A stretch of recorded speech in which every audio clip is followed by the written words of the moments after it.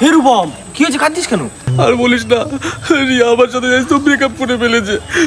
তুই একটু ওকে ফোন কর না, বল না আমার সাথে একটু আমাকে আমি ব্লক করে সব জায়গা থেকে ব্লক করে দিয়েছে। তুই একটু ফোন করে বল না, আমাকে একটু ফোন করতে প্লিজ, একটু ফোন করে বল না।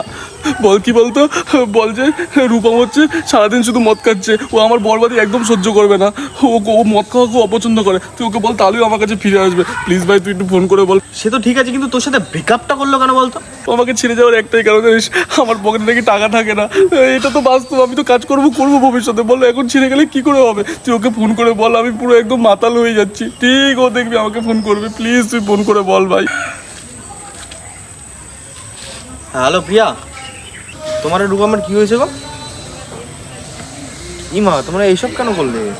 আরে ও তো নষ্ট হয়ে যাচ্ছে ছেলেটা, দিনে মদ খাচ্ছে, অনেক মদ খাচ্ছে। এ ভাই বল কি বল 5খানা করে বোতল শেষ করে দিচ্ছে প্রতিদিন, ও শেষ হয়ে যাচ্ছে পুরো। দিনে 5টা বোতল শেষ করে দিচ্ছে।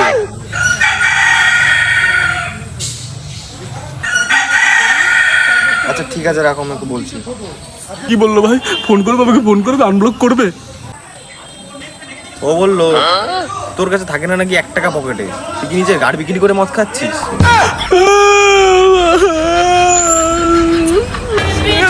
Naughty America. Nobody.